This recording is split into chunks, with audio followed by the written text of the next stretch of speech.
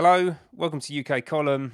I'm Ben Rubin, and I am very excited today to be joined by someone who I think is one of our most important writers and commentators on contemporary British society, Morgoth. Welcome to the show. Thank you very much for having me. I've been a fan of UK Colin for a long time actually, so it's nice to. I think I've been mentioned on the site a few times, so it's nice to be like formally on here. Fantastic. Well, it's great to have you. So, we have got a lot to talk about. There's quite a bit going on in the country at the moment, but we set ourselves a little bit of homework to provide some context, which I think hopefully should be quite useful. And we've been away and we've read an essay by George Orwell, written in 1942, called "England, Your England," and this was, as I'm sure pretty much everyone listening to this will know, slap bang in the middle of the Second World War. And it starts with the most incredible opening line, which says, "As I write, highly civilized human beings are flying overhead trying to kill me," which is quite a good way to start an essay. And he talks about England, the English, and the British more broadly. And one of the lines that I love in it is that he says, "England is continuous. It stretches into the future and into the past." And I suppose my first question is, Morgoth, is England in 2025 continuous with the England Orwell wrote about 83 years ago? No, I don't think it is. I think it's something entirely different, and I think the it's becoming or is in the process of becoming a break. And we could get into this because Orwell says, of course, change happens over time. But I think what people refer to, I don't know if you've seen this, but they call it the UK, and it's like Yookay. Yes. And it's kind of a funny sort of meme on the internet. There's people been writing about it. People have done some surprisingly kind of deep esoteric takes on it. But I think it describes something which is the reason why it's called that, the reason why it resonates with people is because it's a fundamental break with what Orwell was describing. And it's this new place, it's a non-place, like a kind of squalid airport, which doesn't have the kind of characteristics. It doesn't have the feel of the things that Orwell was describing. And funny enough, I actually think in Orwell's essay, the reasons that we ended up at the UK are actually dotted in there in what he's saying as a kind of warning. It's kind of strange. It's almost like a subplot which came to overwhelm the entire saga, which he alludes to there in passing a few times. Which I mean, so that's how I would answer that. I could expand on that quite a bit with Orwell and what 1984 and all of that. But yeah, we can come back to that. Yes. No, I would tend to agree with you. Actually, I think that the old world is still there, bubbling away beneath the surface, but there's definitely this kind of facade that's been placed on top of it. I like that idea of a non-place, and you talked about a squalid airport, and I remember going into Luton Airport once a few years ago, and it just looked horrific. It was basically like going into a set of roadworks. And actually, on the news yesterday, Brian Gerrish was talking about a trip he took to A&E last week, and it was this horrific, brutalist '60s building that's being extended. I think it was Derriford Hospital, and basically he was stuck in A&E in this kind of in between place with junk food in the vending machines and BBC propaganda on the TV screen, keeping people sort of semi comatose while they're sitting there for 10 hours. And that to me, that sounds like the kind of UK place that you're talking about. Yeah, it's kind of like there's. I mean, just demographically, it's so foreign now in many places where you don't even have. One of the things that I've noticed is that people don't even really care where people come from anymore. Where it used to be well, this person's from India or this person's from Jamaica, and they had their own sort of distinctness and their own sort of heritage which they could come with them, and whether it was for good or bad was kind of like okay, whatever. But now the difference with the UK non-place is that none of that even seems to matter anymore because there's no rootedness or heritage anywhere to be found. Even the immigrants end up just becoming these sort of drifting, sort of transient consumers. So the high streets are vape shops and these American candy stores and this kind of thing. So there's that one place becomes the same as another, becomes the same as another, and the people in it are just sort of wandering around completely disorientated. It's utterly alienating and depressing. And one of the things about it, there was this. I mean, where one of the places this came from was a Twitter account, and he would just post out of context photos. So, for example, you would see, for example, like a Muslim family standing outside of like a traditional English pub in Canterbury or something. And that was it. There'd be no context. That would just be that. And then the mainstream newspaper, I think it was The Guardian or the New Statesman or something, they carried an article on this and they didn't like it because they knew there was something insidious about this messaging, but they couldn't actually explain why without standing on their own landmines. Because it's implicit. You get it. And this is not the way people are supposed to think. It's supposed to be woven in to a narrative. You have to have a data set and all of the rest of it. And that wasn't what it is. It was hitting people in the gut, which they knew intuitively to be off kilter and not quite right. And so this is why I think it's interesting, and that sort of not quite rightness, that the uncanny valley feeling to it is why it resonates with people who are looking at this. And unfortunately, in times gone by, we could have this as a national conversation in the media, but we can't because we can't address what's actually going on.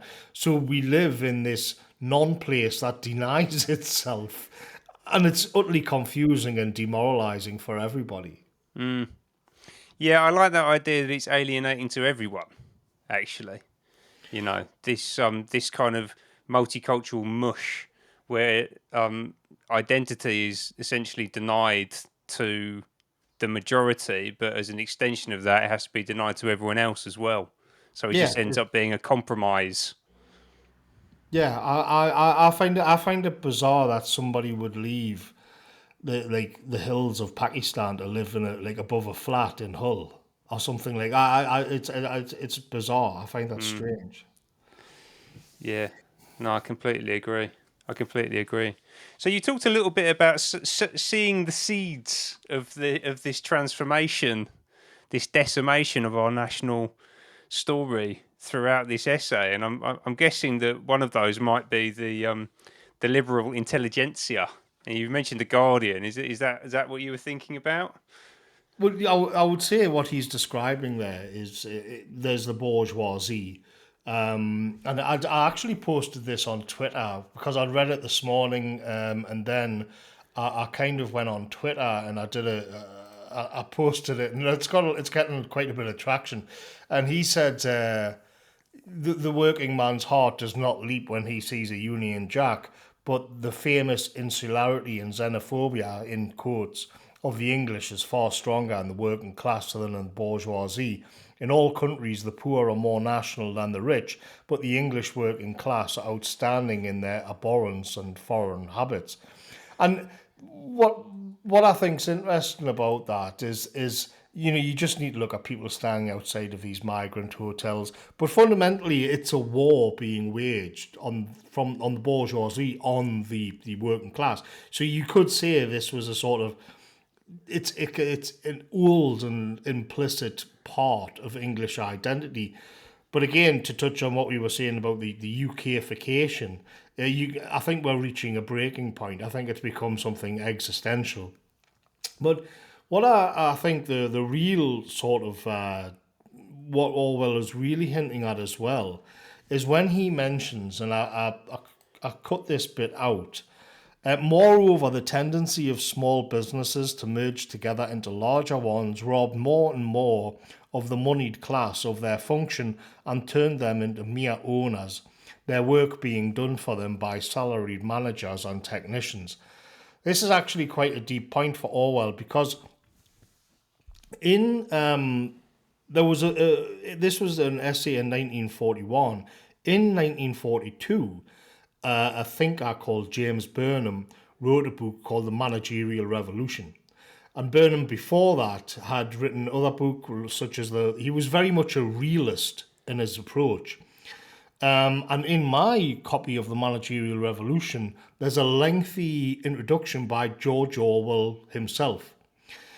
And what's fascinating just reading that is that there's a few things, but one of them is 1984 is actually a parody of the managerial revolution, and O'Brien in 1984, people say, is supposed to be James Burnham.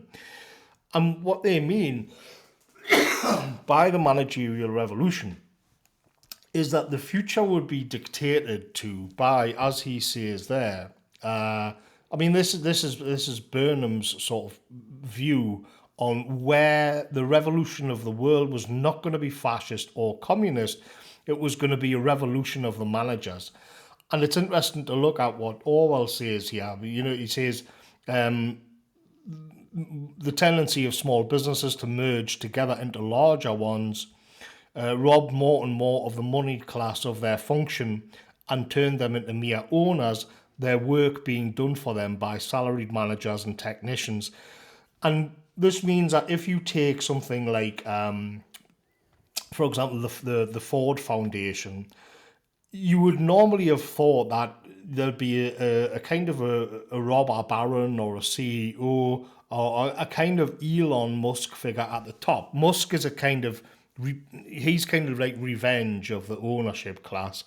He's a bit weird in our current age because what we see in these giant firms and these foundations and eventually these NGOs is that they are all run by managers and technicians. It's as if the middle management has taken over everything. And you can see this in, I mean, obviously, something like the United Nations or the World Health Organization or all of these bureaucracies, all of them are managers and technicians, and they all rule the world today. And in the old days, of course, you would have a kind of charismatic boss at the top who would be almost like a sovereign, like a king, and then you'd have the small businesses as well, and the workers at the bottom. But what the managers do is almost like take over the running of the firm. And so you get these strange things where resources are allocated to things which the man at the top just knows nothing about. Woke and all of the kind of all of the funding of woke, it just sort of passed them all by. This is how you can get these weird things where Amazon or all these massive corporations are just funding subversive political movements and NGOs all over the place. And it's all these kind of mid-wit managers in the middle because society became sort of too complicated for one man. You needed specialists, you needed the technicians and the managers, and that is what Burnham said would come to dominate the rest of the 20th century. I mean, I think we are coming to the end of that system now. I think it's beginning to fall apart all around us. I mean, one of the perfect examples of it would be where Twitter was a kind of the managers. It was of that class. They took it over from Jack Dorsey. And then you saw Elon Musk come in like a sovereign and just fire them all and get rid of them all. And so this is a kind of thing, a schism which is going on across the West and an emerging. But I also think so much of what we see is a result of the managerial revolution. You can just see it everywhere you look. one of the examples would be just last week with the sort of the Tory party covering up this data breach, which was a sort of malfunction of the bureaucracy, and they all think just sort of like computers. They've got no sort of agency outside of the bureaucracy, and so they tended to come to the conclusion that what we're going to do is just carry on the logic of the system and import an entire army and their families. I mean, this is the best case scenario. The other scenario is that you could say it's just completely malicious. But sticking with the theme here, you can see that this is all just the system working as intended by these managers and technicians. They run everything, and I think they're running everything into the ground, and it's falling apart because they aren't real thinkers. They don't have any kind of spiritual element to them or philosophical curiosity. They are just pen pushing, sort of dead souled bureaucrats. And this is what Burnham predicted was going to happen in 1942. He said that fascism and communism were both very similar because they were both just managerial systems. In essence, the thing with Burnham is that he didn't really believe in ideologies. He would, first and foremost, he was a realist and a Machiavellian. So the ideology would just be a kind of post hoc justification for what power wanted to do.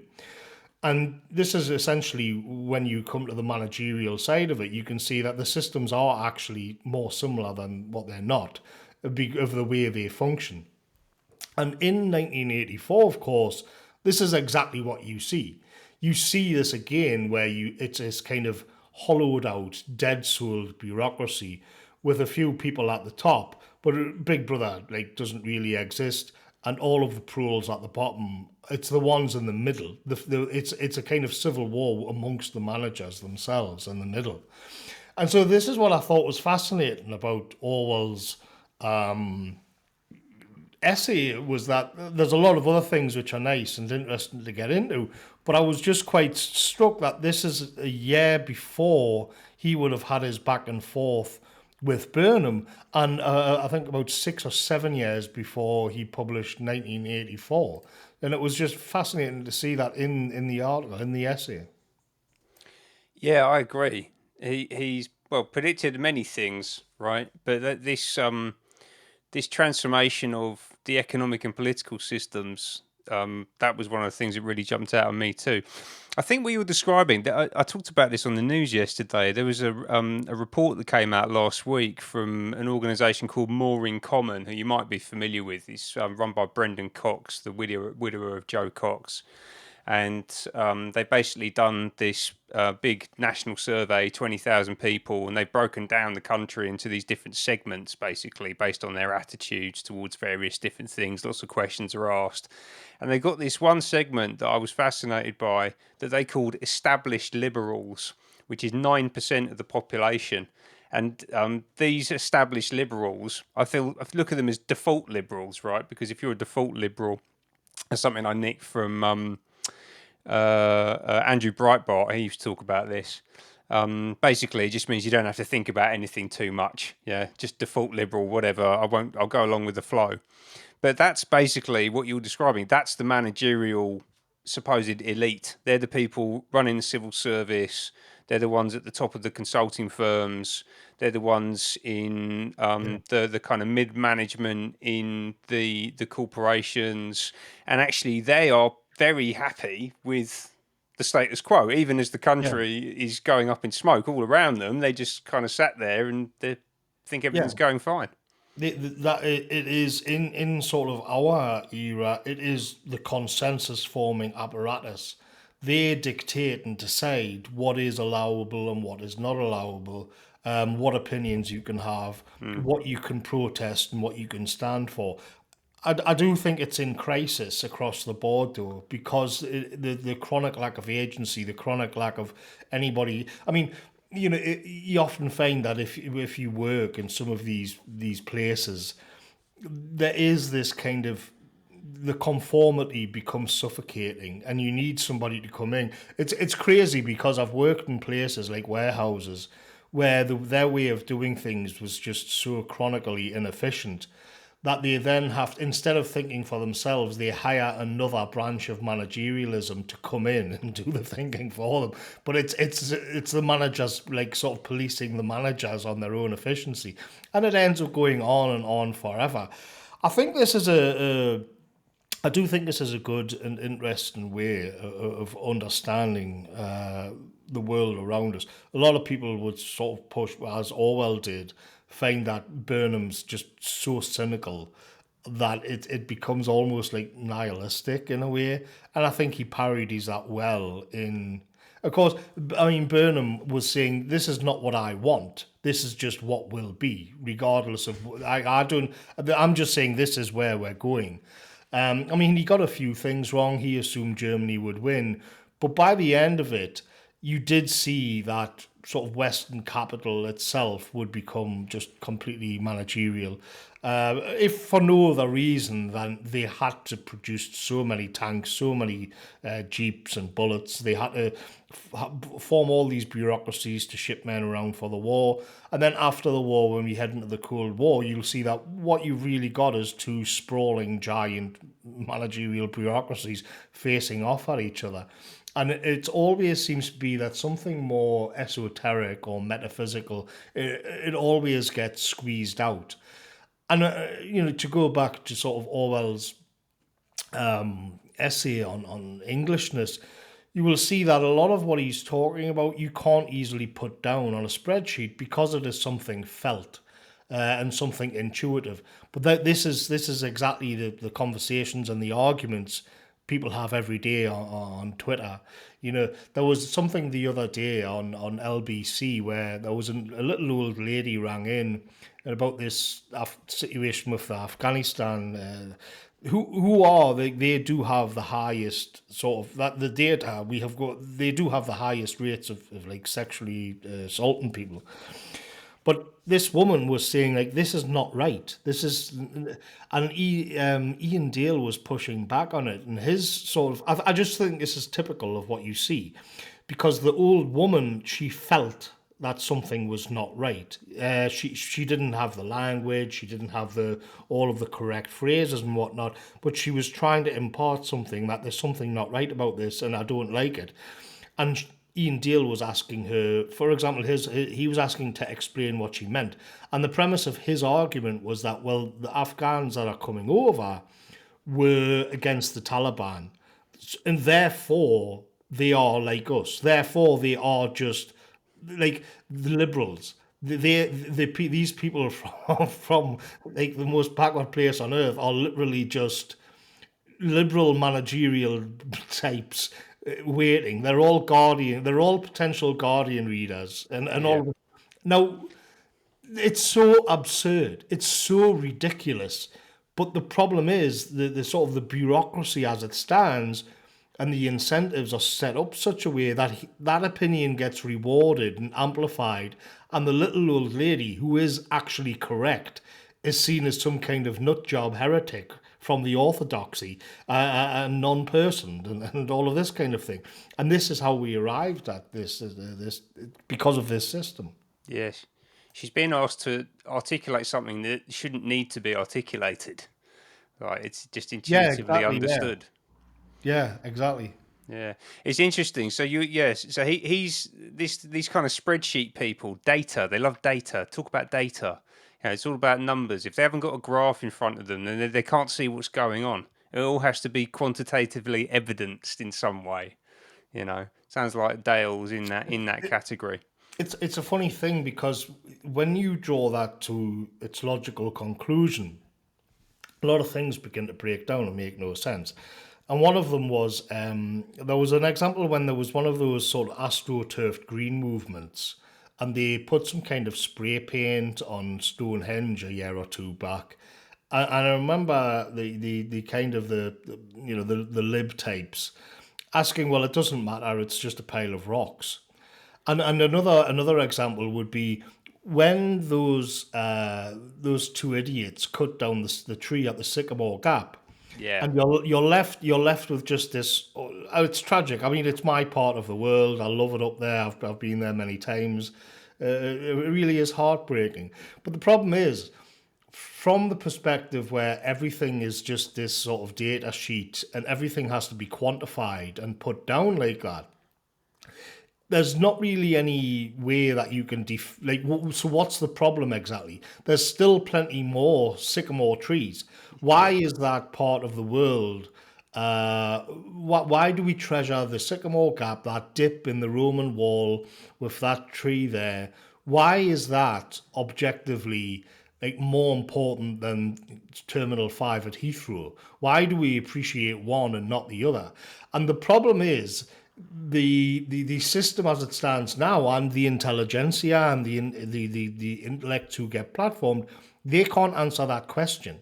Yet they somehow still sort of, their own values negate even the question because, well, it's just a tree. Just as in the same way Stonehenge is just a pile of rocks. Because that's what they've reduced identity to. Which is, and that's how you end up with the UKification of everything. Because what does it matter if everybody's just a consumer unit? Then it doesn't matter where they come from. It doesn't matter what the shops look like. It doesn't matter what the so all this like aesthetics, metaphysics, it's all just crushed under the gears of the system. Indeed, it is. Yes. Whatever happened to those two fellows who got caught doing that for doing that? Did anything actually happen? They went to jail for, I think it was 4 years. Okay. There wasn't actually anything particularly, as far as I'm aware. I didn't look too much into it, but I think it were just a pair of drunken idiots. I Yeah. don't think there was much, and they snitched on each other as well, and like it all fell apart. I don't think it was some kind of insidious plot or anything. I think it was just a pair of clowns. Right. And they've taken seedlings from the tree, and they've they're trying to resuscitate it and bring it back, and all of the rest of it. I was thinking about writing something on this because you just think, well, what is this kind of painful effort where they've got all of these cuttings and they've got them in nurseries, tree nurseries all around the country, painstakingly trying to get the memory to live on. And I just think, but why can't we extend that to the nation and the people in general? Yes. And instead of doing it in this symbolic sense, because unless you hold that sort of consistently, it's kind of just performative. Like, can we not? Yeah, okay, fair enough. I get it. That's fine. Let's do that. Let's put more meaning on the sycamore tree stump. That's great, but let's draw that out a little bit. Let's keep going. But of course, they wouldn't. Sooner or later, they'll run into something that they don't like, and that will be that. Yeah. Just gets bulldozed out of the way. I'm reminded, now that you've brought up the sycamore tree, I found out recently that Epping Forest, not far from where I am right now, is actually managed for the nation by the City of London. Did you know that? And No, no. so if you go to the Epping Forest website, the City of London talks about Epping Forest, and it basically says we look after Epping Forest, which is an ancient woodland that's been there for thousands of years. It's a priceless national asset, an amazing place to go, just on the edge of London. And they basically describe it as a national asset that is worth 1.5 billion pounds.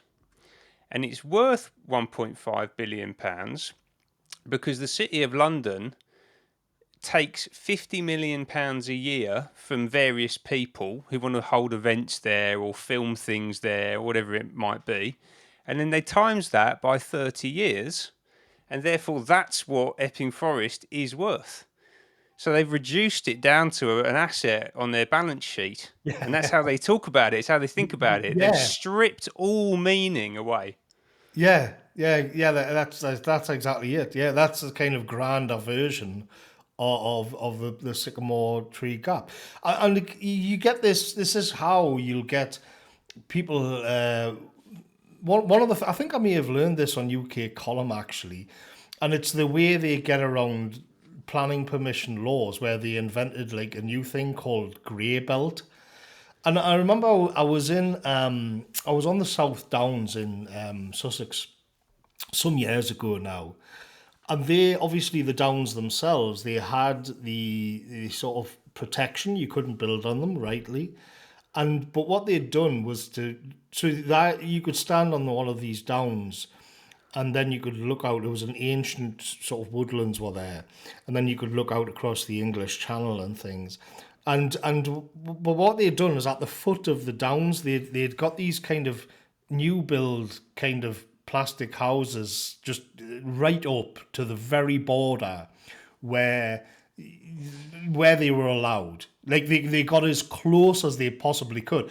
Now, technically, they weren't building on the South Downs, but the problem is when you were standing on the top, you were still seeing all of this stuff. You could still see like a little warehouse and all of the rest of it. And it kind of now this is the sort of how they get it, because then they'll say, well, we didn't build on the South Downs.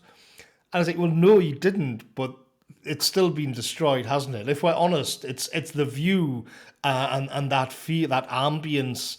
It's still gone. Yeah.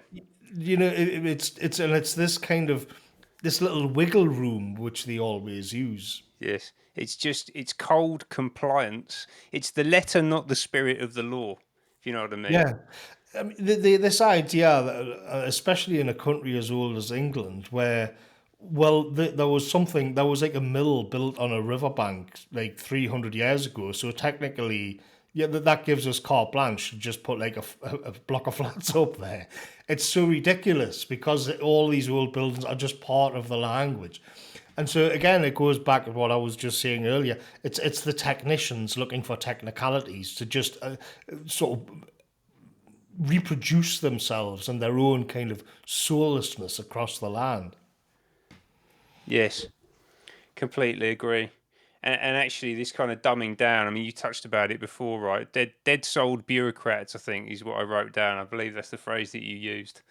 And actually, one of the things that Orwell talks about in the essay is the fact that people who elevate within the system, the people that the actual ultimate controllers and owners of the whole thing actually put into positions of authority,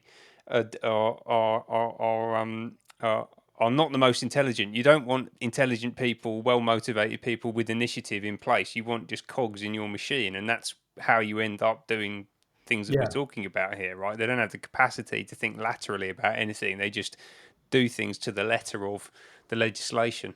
Yeah. Ultimately, this is, I think, where we are today and why the system struggles is because you get this sort of, you can see what like Tony Blair brought in, who was the arch technocrat and managerialist. And there's somebody just pulling up here. The postman's pulling up. Sorry about that. We've got a very jovial postman who likes to make a song and dance when he arrives. I lost my train of thought there. We were talking about the managerial Yeah, but elites. what you saw coming in is the overproduction of managers, the overproduction of educated professional types to go into the system. Now, what happens is, and I think we're there now, is that eventually it becomes too top heavy and you can't keep filling up. You can't keep creating all of these useless non jobs that you see, these make work schemes. So you end up having to say to many people, and this with the advent of AI, if it actually comes, I mean, we're still waiting to see how that goes. What you're going to have with is a massive amount of people on the outside of the system who should be in, but who are dispossessed. And I don't mean the kind of the working class in this, but actual sort of the bourgeoisie, as Orwell would have it. There's not going to be a place at the table for them. That's a problem because they begin milling around outside of it with resentment, being resentful of being left in the cold. And there's a lot of that going on at the moment, which is why sort of dissident groups become more professional, more slick, better educated, and this kind of thing. As you can see in the sort of the hope not hate panic, they are in their own kind of incompetent and stupid way touching on something which is real from their perspective. Yes. No, that is digitization and particularly AI now is having some very interesting social effects, because you were talking earlier about this idea that we've had a war by the bourgeoisie on the working classes in this country for decades now, and actually the bourgeoisie are now getting a taste of their own medicine, because these new technologies that they're all rushing headlong into are actually destroying their own jobs and any possible jobs, future jobs that could come along. And actually, we're going to see this kind of social collapse ultimately. We've got people who've had established positions in the social hierarchy for generations, hundreds of years even, all of a sudden now are on the outside. And who knows where that leads? Yeah, usually it leads with a counter elite to kind of to come in, and you can see this. I think where the system is at the moment is in this kind of desperate mode of throwing up sort of holding pens. I would say Reform UK in the UK. I think Nigel Farage and Reform are a kind of containment zone. People may not like that, but that's how I view it. It's kind of like buying themselves a bit of time by throwing up roadblocks after roadblocks. For ultimately, there's no direction. They don't know where to go because it's not in their frame of reference. One of the things about Burnham, I think Orwell was an idealist, but James Burnham absolutely was not. And I think you end up just almost like the Borg, where everything just has to be subsumed. And one of the things that you'll find as well, which is, I know the UK column has touched on a lot, is this idea that viewing everything as a problem that has to be solved. And obviously, the biggest sort of example of this would be the COVID sort of thing. Or you can look at the resettlement of the Afghanis, where all of a sudden the system has created a problem through its own incompetence, its own increasing incompetence. And then, well, we've got a problem that we have to solve, and we'll go on the only solution that we know, which is the most ridiculous and absurd and destructive one, because they aren't actually, again, tethered to any organic sense of peoplehood or the land or a poetic sort of Orwellian in a positive way. Normally, you would say, in the context of the England, your England, Orwellian wouldn't be dystopian. It would be something quite positive for a change. But usually we're used to talking about that in the context of 1984. So it's kind of strange. You could see it from both sides. But more famously, we are in the dystopian Orwellian age for the time being. Yes, I think that's certainly true. That's certainly true. So there are some parallels here though. So we said at the start that the UK is discontinuous with England as Orwell understood it, but actually there are some similar patterns emerging, right? So we've talked a bit about the liberal intelligentsia, and these are the people, to quote from the essay, that he describes as Europeanized. They take their cookery from Paris and their opinions from Moscow. And I'd say, I don't know where the current intelligentsia, as they like to think of themselves, get their cookery from, but they probably get their opinions from Brussels rather than Moscow. But they're pretty much the same opinions, I would say. But the counterpart to that on the right is the blimp, the kind of Yeah. regimental sergeant major type, red faced, still wearing his medals down the pub in the 1960s kind of thing. And I think that Farage and that crowd probably fit quite neatly into that bucket, wouldn't you say? I think yes, I do. Well, I think the Colonel Blimp type figure he pretty much went extinct. What I would say about what I've called before, like sort of bulldog nationalism, is where what you have is a kind of pastiche of a postmodern sort of spin on this kind of identity where it's you look at it, somebody like Mike Graham and all of these characters, they've all got this aura of I am sort of doggedly speaking my mind as it is, and I won't sort of cave in for this woke nonsense. And it's a certain set. It's all rooted actually in the post-war mythology. But it is this kind of, I'll say it as it is. I'm not going to put up with any political correct nonsense. And it's all just stale, and it's all kind of controlled.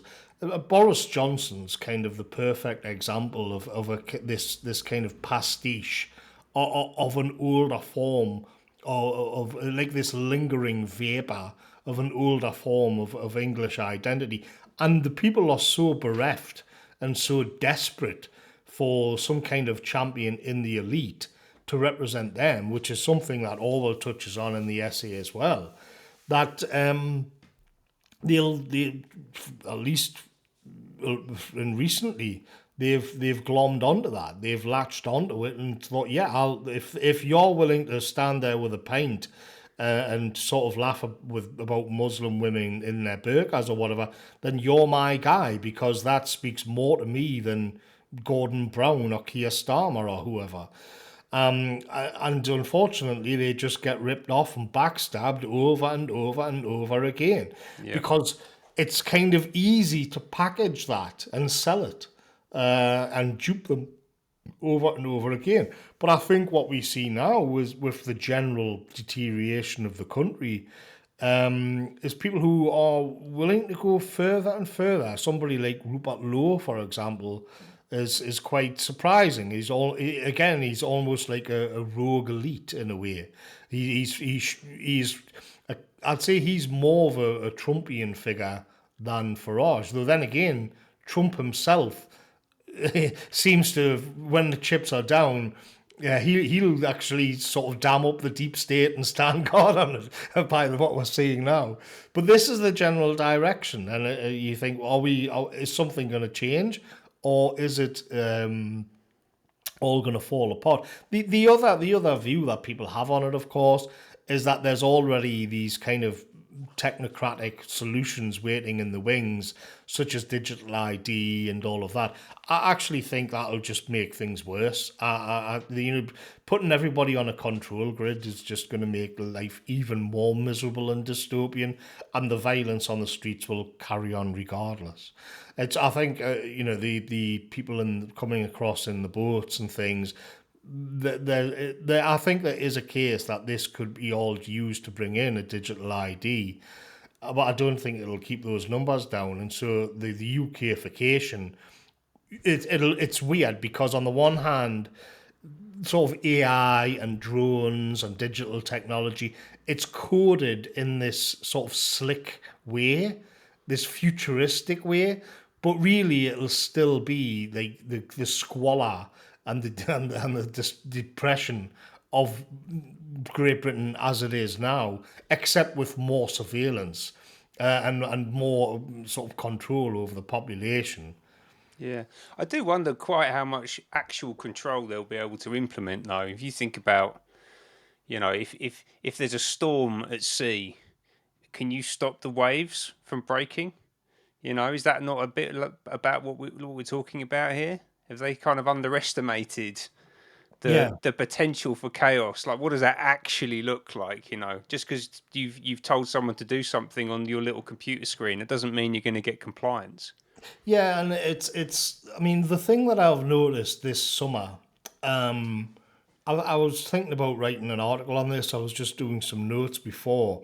Is that everywhere you look, there's this talk of there's these kind of analogies of like Tinder and kindling, where the UK is a tinder box, Yes. and people are heaping up what was it, David Betts, like the dry wood is just getting bigger and bigger and bigger. We don't know where the spark is coming from, but it's coming, and these comparisons where the country in the summer of 2025, what I'll remember for it is everybody talking about it in terms of something which is just going to explode. And I'm not sure if that's going to happen, though we've still got 6 weeks left or whatever it is before we get into the safety of. But yeah, and there's people on the streets. There's it is reaching boiling point out there. Yeah. And so if you bring in on top of all of that, I think the idea is these more sort of these technocratic surveillance systems hooking everybody up with their iPhones onto digital wallets or all of this kind of thing. I think the idea is that that would be the equivalent of pouring a bucket of cold water onto the kindling, whereas it could just be adding more kindling onto the kindling, waiting for even more sparks. So that remains to be seen. I don't think there's a way out of this which is not unpleasant.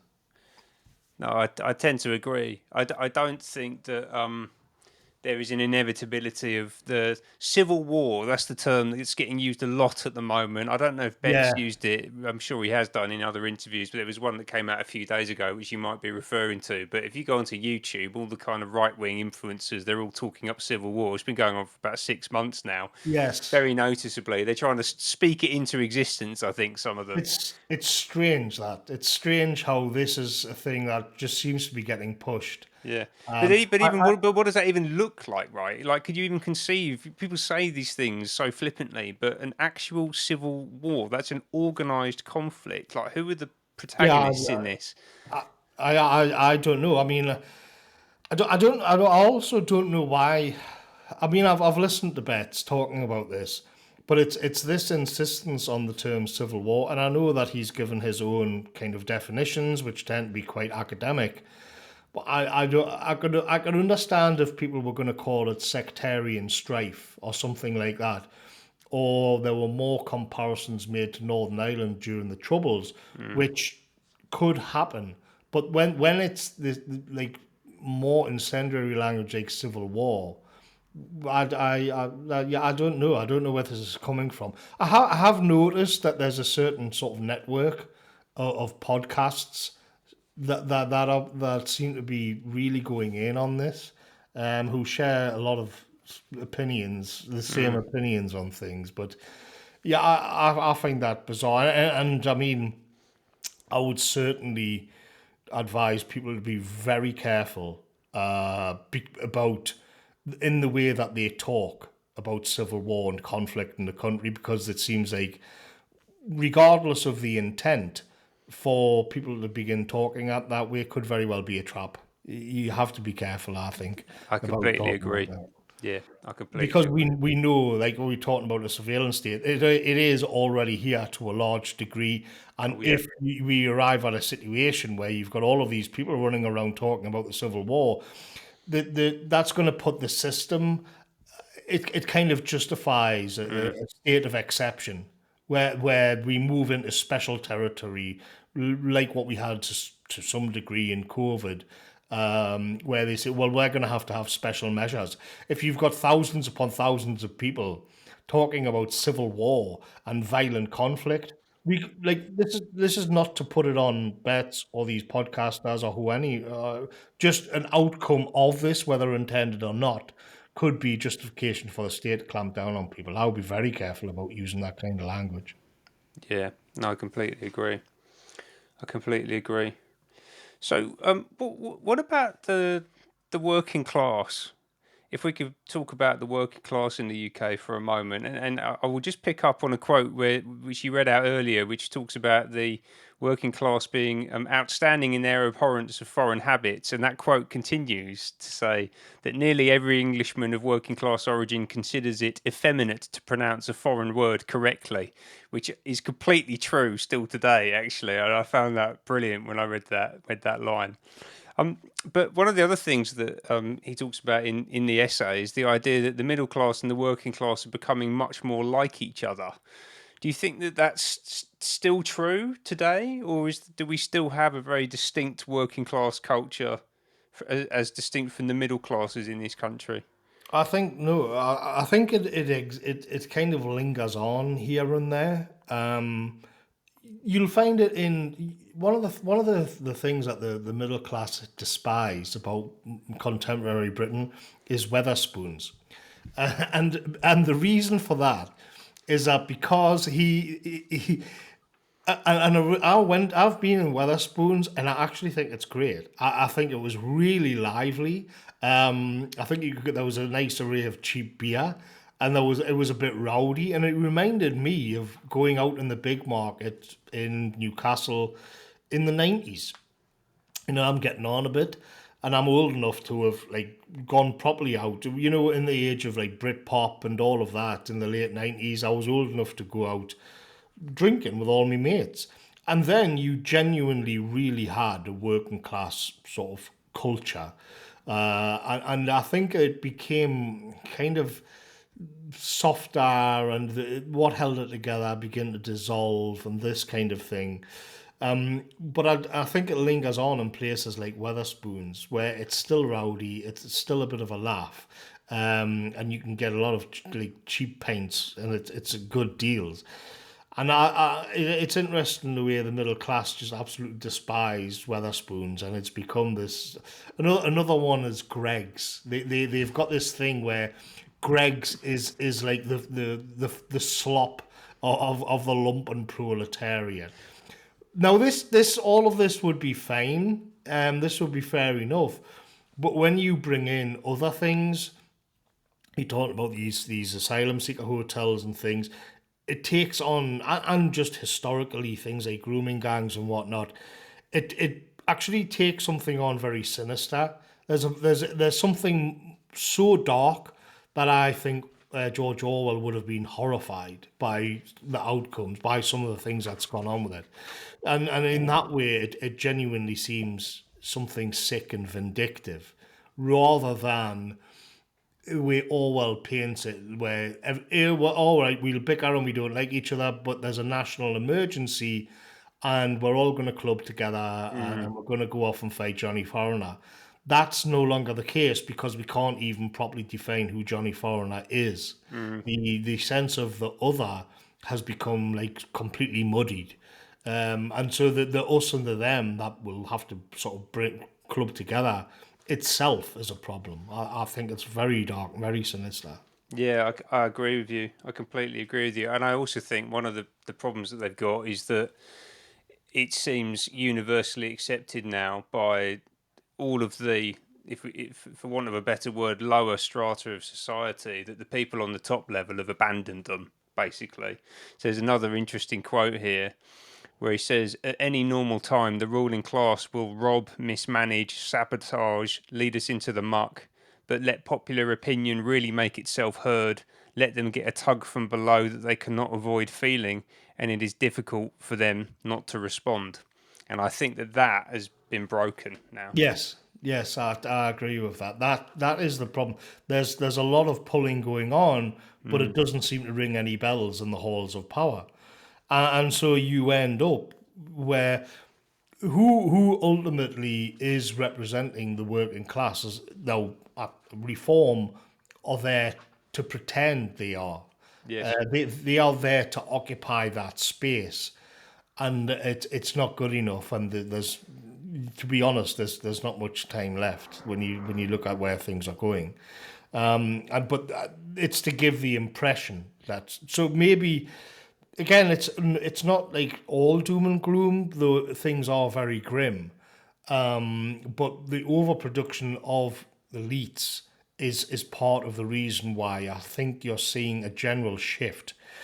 Uh, the whole woke stuff and all the stuff that you saw a few years ago has largely been sort of dialed back a bit. And I think this is an attempt, a half-hearted and useless attempt to rectify the situation. I mean, to be honest, much as you can kind of talk about sort of, because I think Labour and Keir Starmer and the left liberal types are in our minds here. But let's not forget, I mean, I absolutely despise the Tory party, and I find that the Tory party have probably done more damage to this country than Labour, because the betrayal is just so greater. And it was all just so dishonest. People will say, well, yeah, but Tony Blair set the whole thing in motion, the quangocracy, and all of this back in '97. Now that's true, but the Tories never. All they did was add to it. And what we saw just last week, putting on a super injunction to conceal their treachery. That is the problem. That mindset, and they can pass it off because they LARP as Colonel Blimps from the essay. Yes. Yeah, I completely agree. At least Labour are honest about the fact that they hate us, rather than the Conservatives and Yeah. the Reform types who pretend, but they still end up going in the same direction ultimately. So there's a quote actually just from the final paragraph that I think is particularly powerful, and it'd be great to get your thoughts on this, right? Which says it needs some very great disaster, such as a prolonged subjugation by a foreign enemy, to destroy a national culture. Now, given that we're talking about the destruction of national culture that's been happening for decades now, does this is this what it feels like? Does it feel like we've been subjugated by a foreign enemy? Are we being attacked by the system? Yeah, I don't think there's any doubt about it. One of the things that comes up a lot, which I've discussed, and you will see people say it's incompetence, not malice, and it goes back to Hanlon's razor. Don't ascribe to malice that which can be accurately described as incompetence or something like that. And I think that's a bit of a cope. Because the way that it works, and it's not the reason. Firstly, the reason we know it's international in nature is that it's happening everywhere. Mm, I just think that Britain is probably the worst sort of affected by it. But if it was just incompetence, if it was just that the people who the incentive structure is created in such a way that the people end up who are running the system, or at least the bureaucrats at the top, Keir Starmer and all the rest of them, if they were just morons, then you would expect the outcomes to swing in our favour sometimes. If mm, it was just incompetence, there would be now and then when that incompetence meant that the normal kind of Brit got a piece of the pie. But that actually never happens. It never happens that there's a positive outcome at all. And so the very best you can hope for is that they are indifferent to your suffering. I just think we can take incompetence off. That this idea that they're well-meaning idiots, I don't think that stands up to scrutiny. I don't think you can get there by that. no. But then you get this. So then the best they can hope for is that they're criminally negligent. That is the best outcome, where there's all of this suffering, all of this pain, all of this misery going on, all the people being reduced to poverty. The idea that you cut old people's heating allowance, but then like squander 22 billion on carbon capture schemes. That is, what is that? Is that like really? Is can we that would you can only the very best case scenario for that is criminal negligence. Yes. And so you can then deconstruct that as well, and you can think, well, how can they be so negligent all of the time?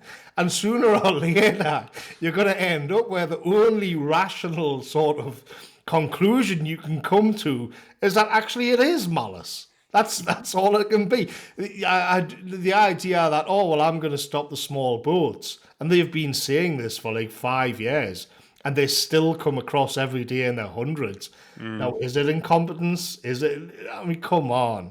So right. it ends up where you have to think, actually, yes, it is malicious. Hanlon's razor is wrong. Yep. Or at best, the very best they can hope for is that they're criminally negligent.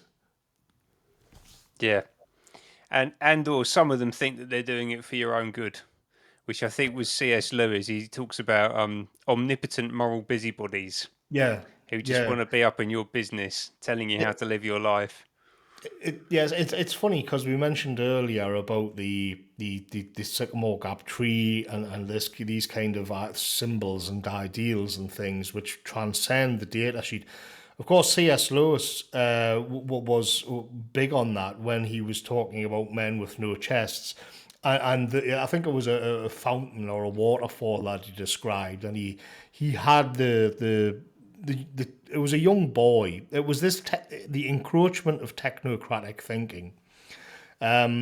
And in in the sort of what he's describing, the teachers tell the boy describe the waterfall, I think it was, and he says it's beautiful, it glows, it's got an aura and all of that. And the teacher's saying, no, that's what you think about it. What is it? Like what? And in the end, it's it's HO2 falling over hard granite, and that's it, using gravity. So everything gets reduced to its raw components. You can't have any higher ideals or transcendental sort of symbolism. This is pure left brain reductive thinking. Yeah, it's purely materialistic. Yep, exactly. Okay. So just to close up, we've talked about the weaponization of the state. You've had a bit of an experience of this recently, maybe not directly from the state, although by proxy, as I understand it. You had a bit of a run-in with Hope Not Hate. How has that been for you? What was that experience like? Because I'd It was imagine it was fairly dramatic. well, most of what they dug up on me was like 10 years old and out of context, and some of it I just don't recognize at all. Um, People, yeah, I'm not crazy. I'm not a nut job. I just write and I say my thoughts on the things. And they wanted to take me out for, I don't know, I must be too popular or something. So and it was, what I was shocked by was just the lengths that they went to and how they got some of the information, which I can't prove. So I'm just going to say that. I'm not saying it is so, but it does. I get the impression that they've got this special carve out in the Home Office to go through people's passports. There's rumours that Harry Shukman travelled around Europe on a fake passport. The restorationists have done good stuff on this. And so the initial sort of thing was that the fear was, well, I'm going to end up with the police coming to the door here because that's just how we live, and this is going to be this is just how we live. We have to expect. It didn't actually happen. It didn't actually work out that way at all. Really, nothing happened. Nothing changed. I think if it was 5 or 6 years ago, it would have been worse. But I think their social capital is squandered. I think the system is kind of exhausted with all of this stuff. Now, what are you going to chase around a blogger for things that he said or may not have said 10 years ago? And like, does anybody actually care about that when all of these things go in the country? So I'm hoping that Hope Not Hate are a busted flush. But I mean, ultimately, I'm only sort of describing what's happening in the country. I don't have political power. I don't have any influence in the halls of power. So when we look at the state of the country, what I find fascinating is that they want to somehow project that onto people like me. The destabilizing factor, the danger to our harmonious and wonderful multicultural society with all these freedoms and all of these things, accountable democracy and everything. The real danger to that is not Hope Not Hate, people like Hope Not Hate or the Labour Party or the Tory Party. It's people like me. And I just think they're fascinating. It's like, no, like it's your fault. The system is like this. You can't say that people didn't warn. You can't say that people didn't express anger about all this, what was happening 20 years ago. They did. It's just that you silenced everyone and you shut them down, just as you wanted to do to me. And ultimately, when when all is said and done, it is these sort of shady NGOs which are killing the civilization and the ideas that they hold within them and the political power they can have. That is what that's the destabilizing force, not some blogger from North Tyneside. Yes. I completely agree. They are the destabilising force, and actually, I think that would be a nice place to wrap it up with a final quote from the essay, actually, which is one that really stuck with me, particularly in the context of what's happened to you over the past few months, which says, talking about the British people, that no politician could rise to power by promising them conquests or military glory. No hymn of hate has ever made any appeal to them, and I think remains true today. So, Morgoth, absolute pleasure talking to you. Thank you so much for taking the time. All right. Thank you very much. And everyone listening at home, thanks for tuning in. I've been Ben Rubin at UK Column. Take care.